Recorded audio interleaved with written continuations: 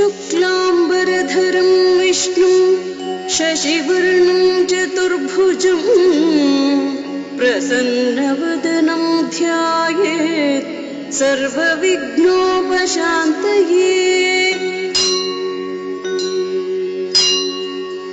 त्यागमूर्तिं तपोनिष्ठं शारदार्चनतत्परं सच्चिदानन्दयोगीन्द्रं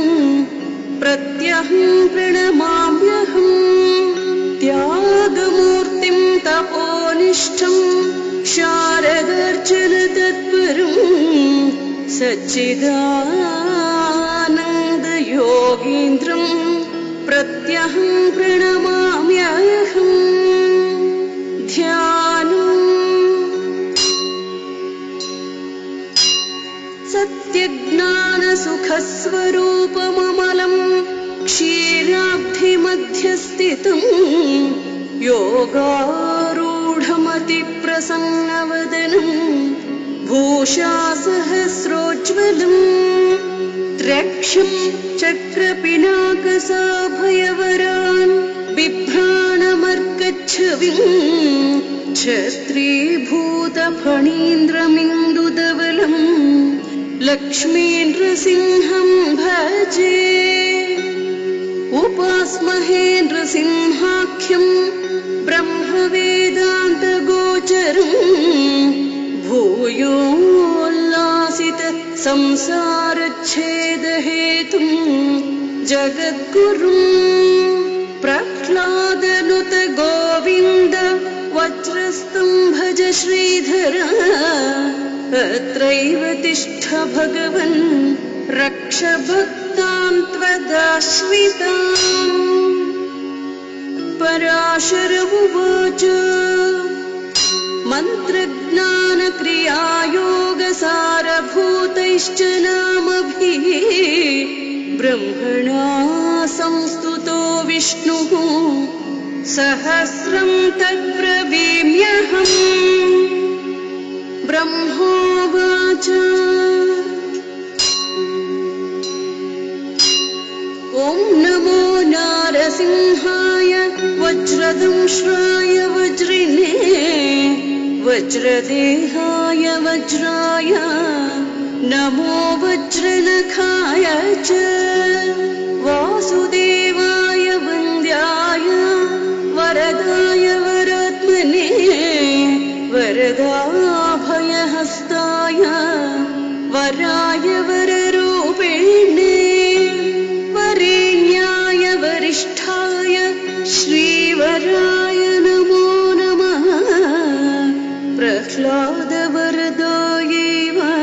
प्रत्यक्षवरदाय च परात्परपरेशाय पवित्राय पिनाकिने पावनाय प्रसन्नाय पाशिने पापहारिणे पुरुस्तुताय पुण्याय पुरुहूताय ते नमः। तत्पुरुषाय तथ्याय पुराणपुरुषाय च पुरोधसे पूर्वजाय पुष्कराक्षाय ते नमः। पुष्पहासाय हासाय महाहासाय शार्ङ्गिणे सिंहाय सिंहराजाय जगद्वन्द्याय ते नमः। अट्टहासाय रोषाय ज्वालाहासाय ते नमः। भूतावासाय भासाय श्रीनिवासाय खड्गिने खड्गजिह्वाय सिंहाय खड्गवासाय ते नमः। नमो मूलाधिवासाय धर्मवासाय धन्विने धनञ्जयाय धन्याय नमो मृत्युञ्जयाय च शुभञ्जयाय सूत्राय नमः शत्रुञ्जयाय च निरञ्जनाय नीराय निर्गुणाय गुणाय च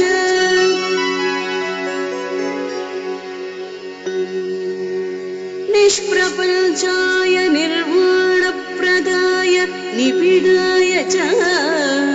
निरालम्बाय नीलाय निष्कलाय कलाय च निमेषाय निबन्धाय निमेषगमनाय च निर्द्वन्द्वाय निराशाय निश्चयाय निजाय च निर्मलाय निदानाय निर्मोहाय निराकृते नमो नित्याय सत्याय सत्कर्मनिरताय च सत्यध्वजाय मुञ्जाय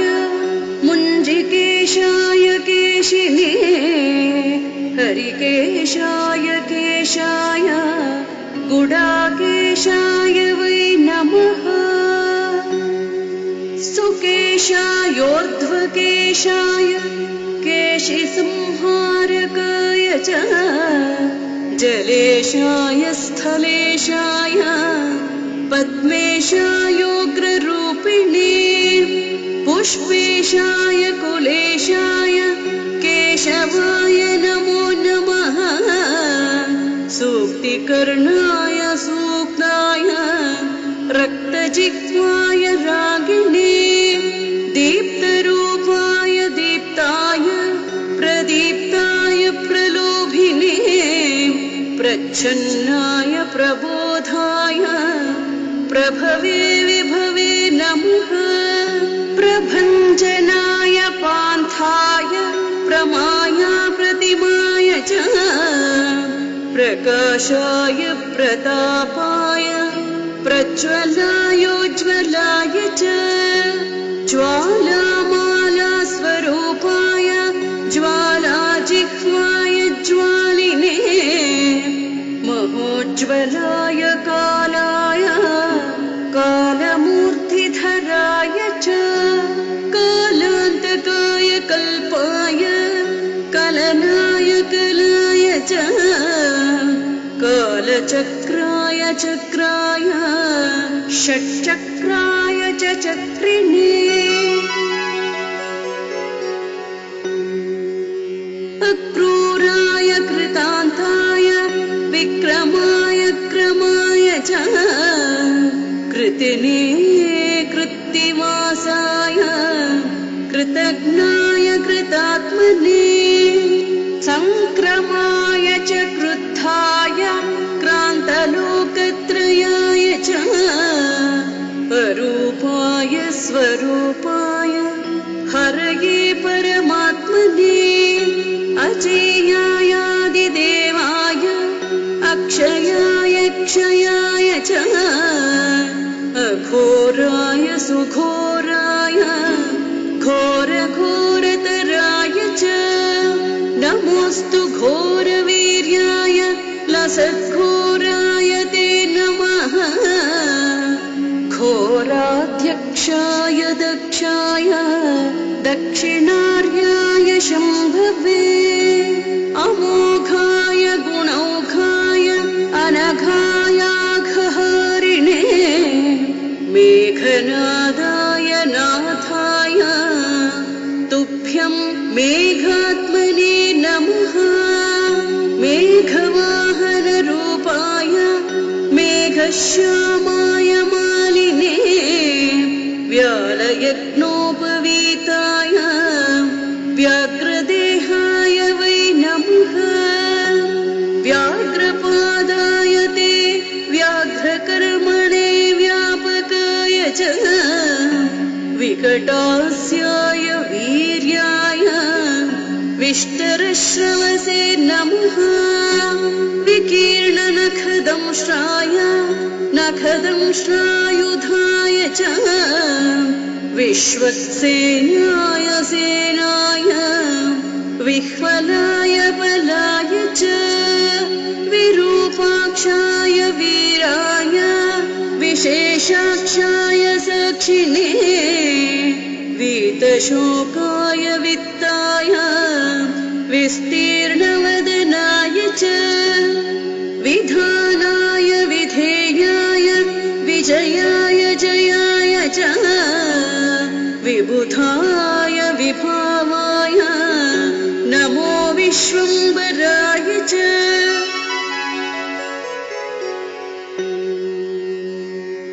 वीतनागाय विप्राय विटङ्कनयनाय च विपुलाय विनीताय विश्वयोनि नमो नमः विडम्बनाय वित्ताय विश्रुताय वियोनये विह्वलाय विवादाय नमो व्याहृतये नमः विलासाय विकल्पाय महाकल्पाय ते नमः बहुकल्पाय कल्पाय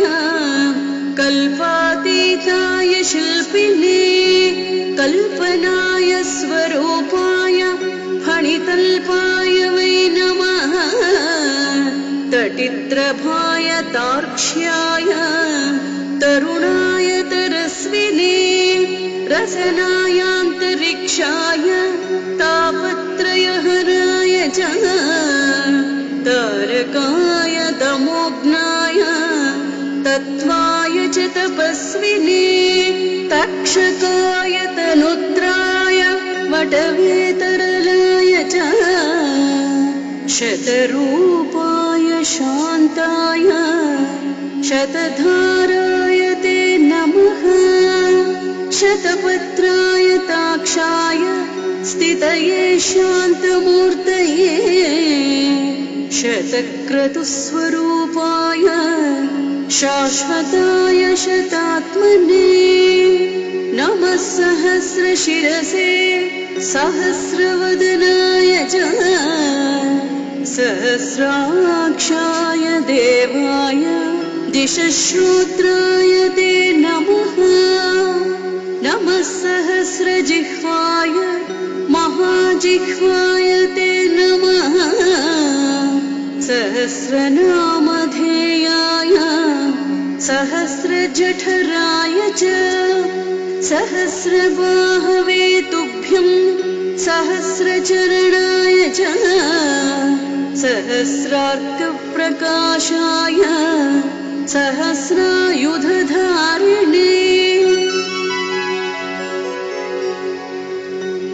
नमः स्थूलाय सूक्ष्माय सुसूक्ष्माय नमो नमः सुक्षीणाय सुभिक्षाय सुराध्यक्षाय शौरिणे धर्माध्यक्षाय धर्माय लोकाध्यक्षाय वै नमः प्रजाध्यक्षाय शिक्षाय विपक्षक्षयमूर्तये कालाध्यक्षाय तीक्ष्णाय मूलाध्यक्षाय ते नमः अधोक्षजाय मित्राय सुमित्रवरुणाय च शत्रुघ्नाय अविघ्नाय विघ्नकोटिहराय च रक्षोघ्नाय तमोघ्नाय भूतघ्नाय नमो नमः भूतपालाय भूताय भूतावासाय भूतिने भूतवेतालघाताय भूताधिपतये नमः भूतग्रहविनाशाय भूतसंयमिने नमः महाभूताय भृगवे सर्वभूतात्मने नमः सर्वारिष्टविनाशाय सर्वसम्पत्कराय च सर्वाधाराय सर्वाय सर्वार्तिहरये नमः सर्वदुःखप्रशान्ताय सर्वसौभाग्यदायिने सर्वज्ञायाप्यनन्ताय सर्वशक्तिधराय च सर्वैश्वर्यप्रदात्रे च सर्वैश्वर्यविधायिने सर्वज्वरविनाशाय सर्वरोगापहारिणे सर्वाभिचारहन्त्रे च सर्वोत्पातविघातिने पिङ्गाक्षायैकशृङ्गाय द्विशृङ्गाय मरीचये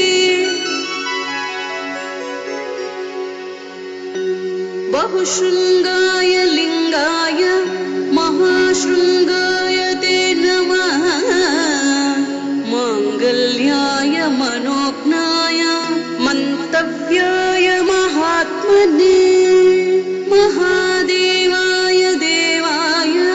मातुलुङ्गधराय च महामाया प्रसूताय मायिने जलशायिने महोदराय मन्दाय मदनाय मदाय च मधुकैटभहन्त्रे च माधवाय मुरारये महावीर्याय धैर्याय चित्रवीर्याय ते नमः चित्रकर्माय चित्राय नमस्ते चित्रभानवे मायातीताय मायाय महावीर्याय ते नमः महातेजाय बीजाय तेजोधाम्ने च बीजिने तेजोमय नृसिंहाय तेजसां निधये नमः महादंष्ट्राय तुष्टाय नमः पुष्टिकराय च शिपिविष्टाय हृष्टाय पुष्टाय परमेष्ठिने विशिष्टाय च शिष्टाय गरिष्ठायेष्टदायिने नमो ज्येष्ठाय श्रेष्ठाय तुष्टायामिततेजसे अष्टाङ्गन्यस्तरूपाय सर्वदुष्टान्तकाय च वैकुण्ठाय विकुण्ठाय केशिकण्ठाय कण्ठिने कण्ठीरवाय लुण्ठाय निश्यठाय हठाय च सत्त्वोद्रिक्ताय कृष्णाय रजोद्रिक्ताय वेदसे तमोद्रिक्ताय रुद्राय ऋग्यजुस्साममूर्तये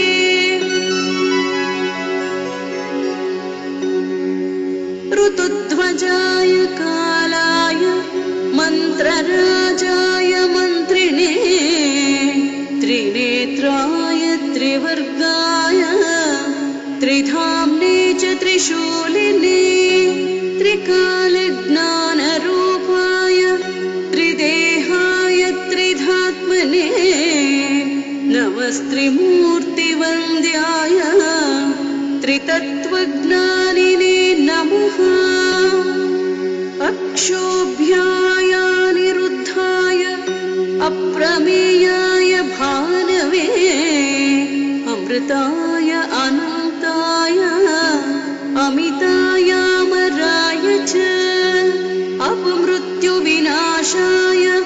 अपस्मारविघातिने अन्नदायान्नरूपाय अन्नायान्नभुजे नमः आद्याय निरवध्याय वेद्याय अद्भुतकर्मणे सद्योजाताय सन्ध्याय वैद्युताय नमो नमः अत्वातीताय सत्त्वाय वागतीताय वाग्मिने वागीश्वराय गोपाय गोहिताय गवाम्पते गन्धर्वाय गभीराय गर्जितायोर्जिताय च पर्जन्याय प्रबुद्धाय प्रधानपुरुषाय च पद्माभाय सुनाभाय पद्मनाभाय भासिने पद्मनेत्राय पद्माय पद्मायाः पतये नमः पद्मोदराय पूताय पद्मकल्पोद्भवाय च नमो हृत्पद्मवासाय भूपद्मोद्धरणाय च शब्दब्रह्मस्वरूपाय ब्रह्मरूपधराय च ब्रह्मणे ब्रह्मरूपाय ब्रह्मनेत्रे नमो नमः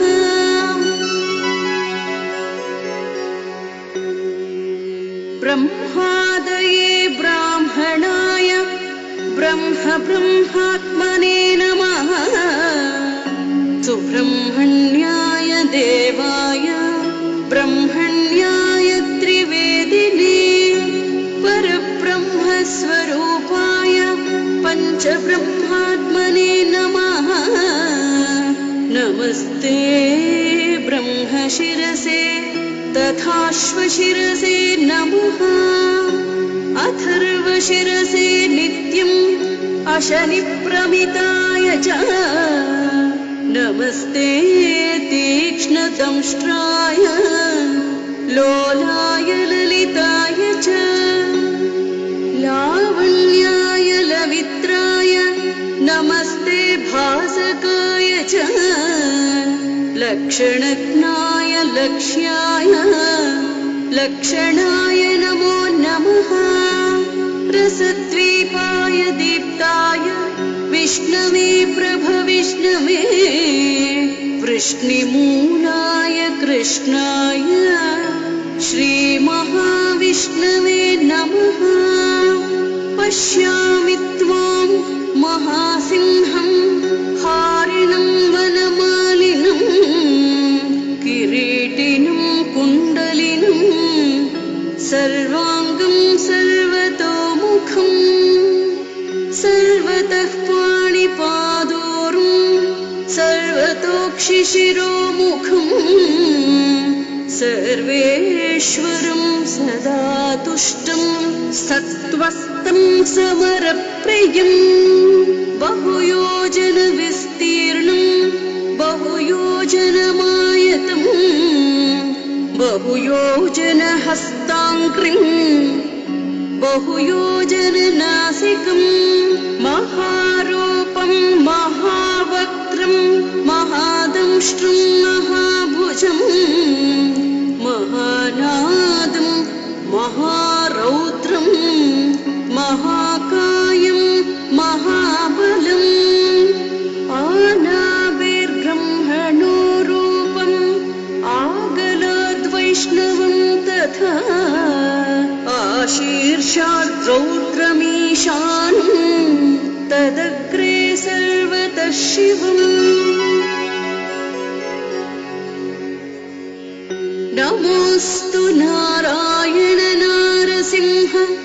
नमोऽस्तु नारायण वीरसिंह नमोऽस्तु नारायण क्रूरसिंह नमोऽस्तु नारायण दिव्यसिंह नमोऽस्तु नारायण व्याघ्रसिंह नमोऽस्तु नारायण पुच्छसिंह नमोऽस्तु नारायण पूर्णसिंह नमोऽस्तु नारायण रौद्रसिंह नमो नमो भीषणभद्रसिंह नमो नमो विह्वलनेत्रसिंह नमो नमो बृंहितभूतसिंह नमो नमो निर्मलचित्तसिंह नमो नमो निर्जितकालसिंह नमो नमो कल्पितकल्पसिंह नमो नमो कामदकामसिंह नमो नमस्ते भुवनैकसिंह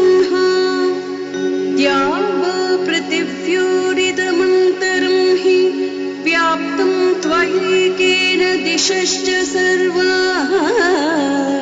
दृष्ट्वाद्भुतं रूपमुदग्रवेगं लोकत्रयं प्रव्यथितं महात्मन् अमीहित्वा सुरसङ्गा विशन्ति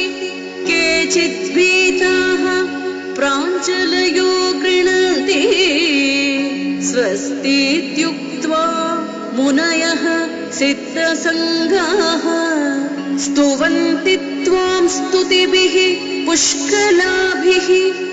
रुद्रादित्या वसवो ये च साध्या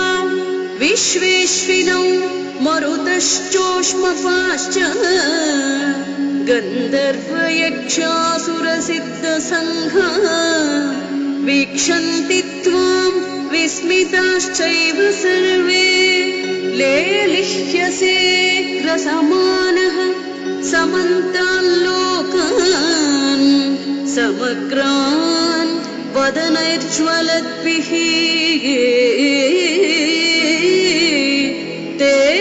तेजोभिरापूर्य जगत्समग्रं वासस्तवोग्राः प्रतपन्ति विष्णो भविष्णुस्त्वं सहिष्णुस्त्वं ब्राजिष्णुर्जिष्णुरेव च पृथ्वी त्वमन्तरिक्षं च पर्वतारण्यमेव च कलाकाष्ठा विलिप्तस्त्वं मुहूर्तप्रहरादिकम् अहोरात्रं त्रिसन्ध्या च पक्षमासर्तु वत्सरः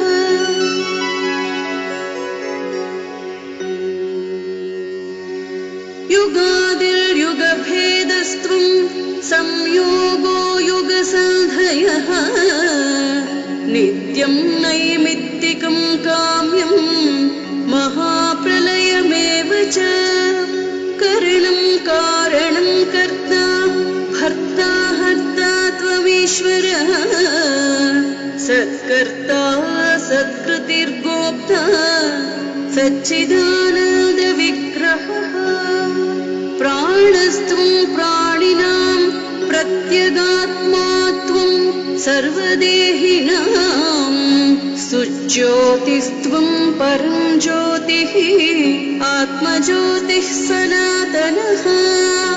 ज्योतिर्लोकस्वरूपस्त्वं ज्योतिर्ज्ञो ज्योतिषां पतिः स्वाहाकारः स्वधाकारो वषट्कारः कृपाकरः हन्ताकारो निराकारो वेदाकारश्च शङ्करः अकारादिक्षकारान्तः ओंकारो लोककारकः एकात्मा त्वमनेकात्मा चतुरात्मा चतुर्भुजः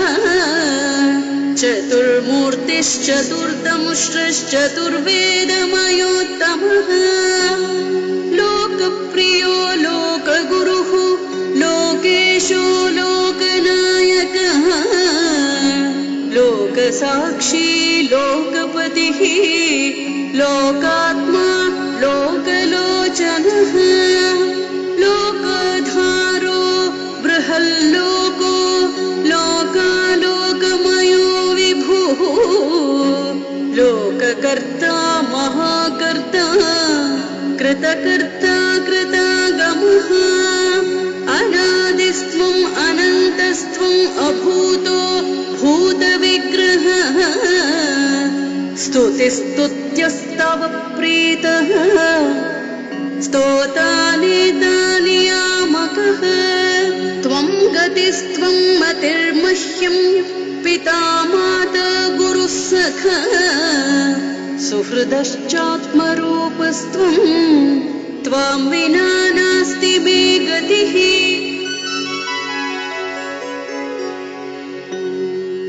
नमस्ते मन्त्ररूपाय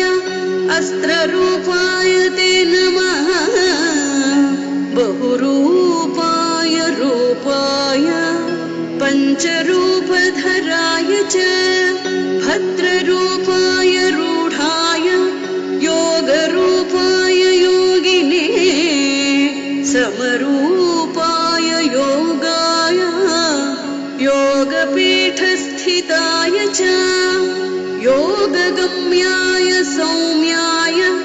ध्यानगम्याय ध्यायिने ध्येयगम्याय धाम्ने च धामाधिपतये नमः धराधराय धर्माय धारणाभिरताय च नमो धात्रे च सन्धात्रे विधात्रे च धराय च दामोदराय दान्ताय दानवान्तकराय च नमः संसारवैद्याय भेषजाय नमो नमः सीरध्वजाय शान्ताय वाताय प्रमिताय च सारस्वताय संसारनाशनाय क्षमालिने असि चर्मधरायैव षट्कर्मनिरताय च विकर्माय सुकर्माय परकर्मविघातिने सुकर्मणे मन्मथाय नमो मर्माय मर्मिणे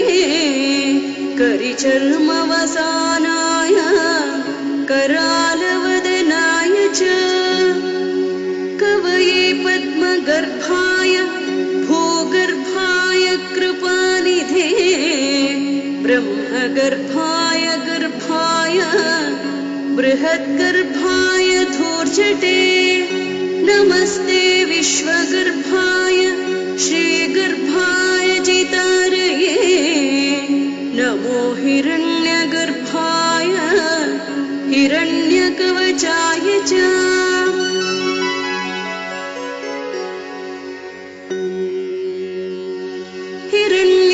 हिरण्यवर्णदेहाय हिरण्याक्षविनाशिने हिरण्यकनिहन्त्रे च हिरण्यनयनाय च हिरण्यरेतसे तुभ्यं हिरण्यवदनाय च नमो हिरण्यशृङ्गाय निःशृङ्गाय च शृङ्गिने भैरवाय सुकेशाय भीषणायान्त्रमालिने चण्डाय तुण्डमालाय नमो दण्डधराय च अखण्डतत्त्वरूपाय कमण्डलुधराय च नमस्ते दण्डसिंहाय सत्यसिंहाय ते नमः नमस्ते श्वेतसिंहाय पीतसिंहाय ते नमः नीलसिंहाय नीलाय रक्तसिंहाय ते नमः नमो हरिद्रसिंहाय धूम्रसिंहाय ते नमः मूलसिंहाय मूलाय बृहत्सिंहाय ते नमः पातालस्थितसिंहाय नमो पर्वतवासिने नमो जलस्थसिंहाय अन्तरिक्षस्थिताय च कालाग्निरुद्रसिंहाय चण्डसिंहाय ते नमः अनन्तजिह्वसिंहाय अनन्तगतये नमः नमो विचित्रसिंहाय बहुसिंहस्वरूपिणे अभयङ्करसिंहाय नारसिंहाय ते नमः नमोऽस्तु सिंहराजाय नरसिंहाय ते नमः सप्ताब्धिमेखलायैव सप्तसामस्वरूपिणे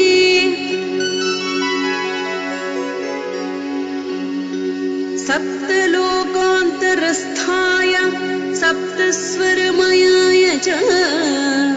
सप्तार्चिरूपदंष्ट्राय सप्ताश्वरथरूपिणे सप्तवायुस्वरूपाय सप्तछन्दोमयाय च स्वच्छाय स्वच्छरूपाय स्वच्छन्दाय च ते नमः श्रीवत्साय सुवेशाय श्रुतये श्रुतमूर्तये शुचिश्रवाय शूराय सुप्रभाय सुधन्विने शुभ्राय सुरनाथाय सुलभाय शुभाय च सुदर्शनाय सूक्ष्माय निरुक्ताय नमो नमः सुप्रभाव स्वभावाय भवाय विभवाय च सुशाखाय विशाखाय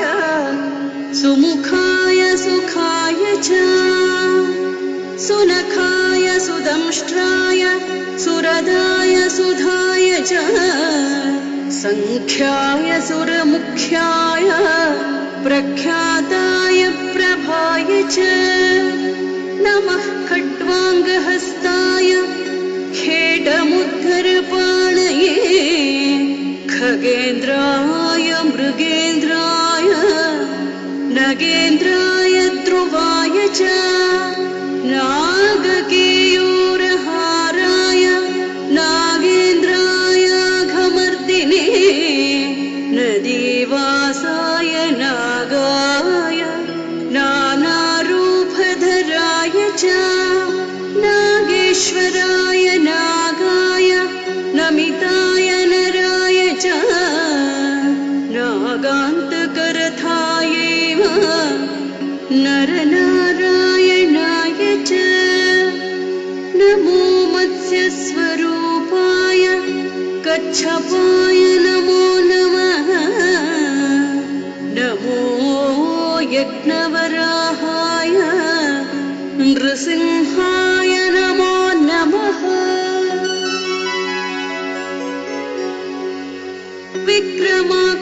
विक्रमाक्रान्तलोकाय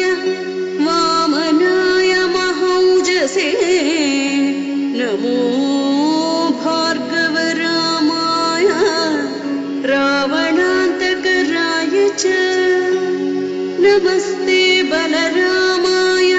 कंसप्रध्वंसकारिणे बुद्धाय बुद्धरूपाय तीक्ष्णरूपाय कल्किने आत्रेयाय अग्निनेत्राय कपिलाय द्विजाय च क्षेत्राय पशुपालाय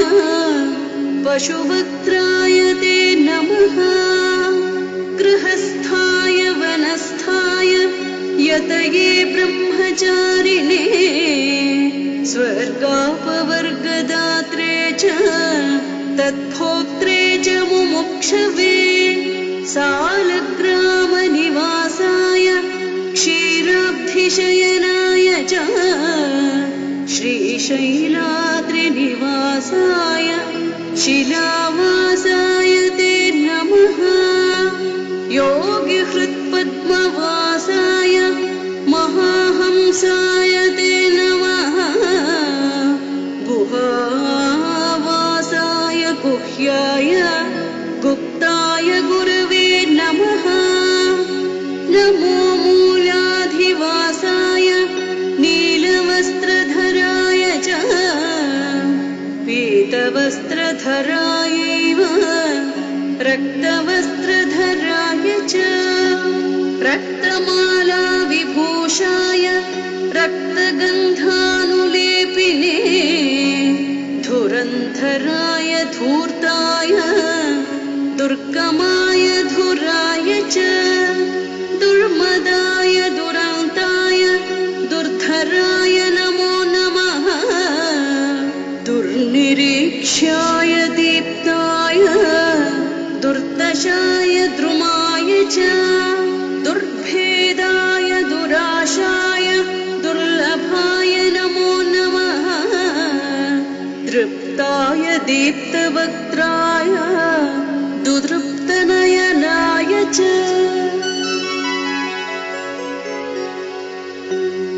उन्मत्ताय प्रमत्ताय नमो दैत्यारये नमः रसज्ञाय रसेशाय आकर्णनयनाय च पथ्याय परितोषाय रथ्याय रसिकाय च ऊर्ध्वकेशोर्ध्वरूपाय नमस्ते चोर्ध्वरेतसे ऊर्ध्वसिंहाय सिंहाय नमस्ते चोर्ध्वबाहवे परप्रध्वंसकायैव शङ्खचक्रधराय च गदापद्मधरायैव पञ्चबाणधराय च कामेश्वराय कामाय कामरूपाय कामिने नमः कामविहाराय कामरूपधराय च सोमसूर्याग्निनेत्राय सोमपाय नमो नमः नमः सोमाय वामाय वामदेवाय ते नमः सोमस्वराय सौम्याय भक्तिगम्याय ते नमः कूष्माण्डगणनाथाय सर्वश्रेयस्कराय च भीष्माय भीकरायैव भीमविक्रमणाय च मृगग्रीवाय जीवाय जिताय जितकाशिने जटिने जामदग्न्याय नमस्ते जातवेदसे जपाकुसुमवर्णाय जप्याय जपिताय च जरायुजायाण्डजाय स्वेदजायोद्भिदाय च जनार्दनाय रामाय जाह्नवीजनकाय च जराजन्मविदूराय प्रद्युम्नाय प्रबोधिने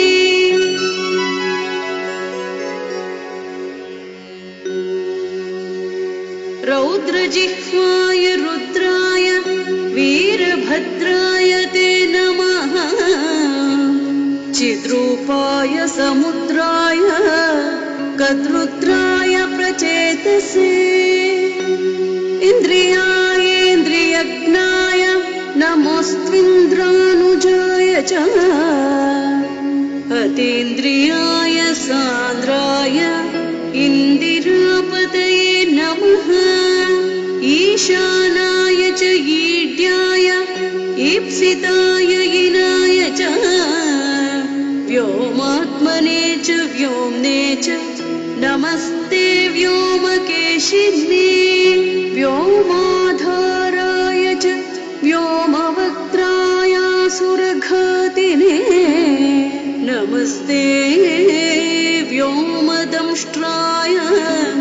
व्योमवासाय ते नमः सुकुमाराय रामाय शिंशुमाराय ते नमः विश्वाय विश्वरूपाय नमो विश्वात्मकाय च ज्ञानात्मकाय ज्ञानाय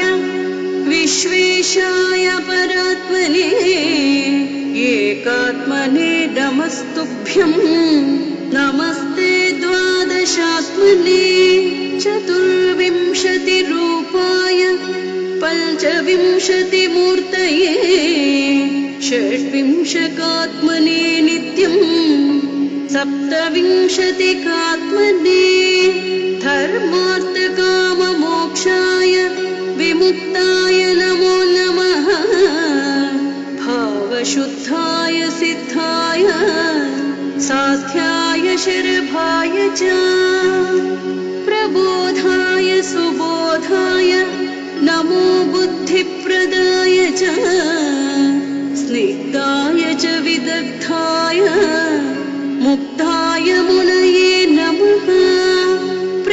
श्रवाय श्राव्याय सुश्रवाय श्रवाय च ग्रहेशाय महेशाय ब्रह्मेशाय नमो नमः।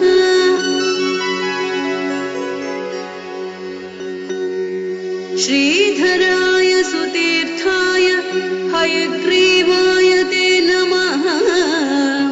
उग्राय चोग्रवेगाय उग्रकर्मरताय च उग्रनेत्राय व्यग्राय समग्रगुणशालिने बालग्रहविनाशाय पिशाचग्रहघातिने दुष्टग्रहनिहन्त्रे च निग्रहानुग्रहाय च वृषध्वजाय वृष्ण्याय वृषाय वृषभाय च उग्रश्रवाय शान्ताय नमः श्रुतिधराय च नमस्ते देवदेवेश नमस्ते मधुसूदन नमस्ते पुण्डरीकाक्ष नमस्ते दुरितक्षय नमस्ते करुणासिन्धो नमस्ते समितिञ्जय नमस्ते नारसिंहाय नमस्ते गरुडध्वज यज्ञध्वज नमस्तेस्तु कालध्वज जयध्वज अग्निनेत्र नमस्तेस्तु नमस्ते ह्यमरप्रिय महानेत्र नमस्तेस्तु नमस्ते भक्तवत्सल धर्मनेत्र नमस्तेस्तु नमस्ते करुणाकर पुण्यनेत्र नमस्तेस्तु नमस्ते भीष्टदायक नमो नमस्ते जयसिंहरूप नमो नमस्ते वरसिंहरूप नमो नमस्ते गुरुसिंहरूप नमो नमस्ते नरसिंहरूप नमो नमस्ते जयसिंहरूप नमो नमस्ते वरसिंहरूप नमो नमस्ते गुरुसिंहरूप नमो नमस्ते नरसिंहरूप नमो नमस्ते जयसिंहरूप नमो नमस्ते वरसिंहरूप नमो नमस्ते गुरुसिंहरूप नमो नमस्ते नरसिंहरूप नमो नमस्ते नरसिंहरूप नमो नमस्ते नरसिंहरूप।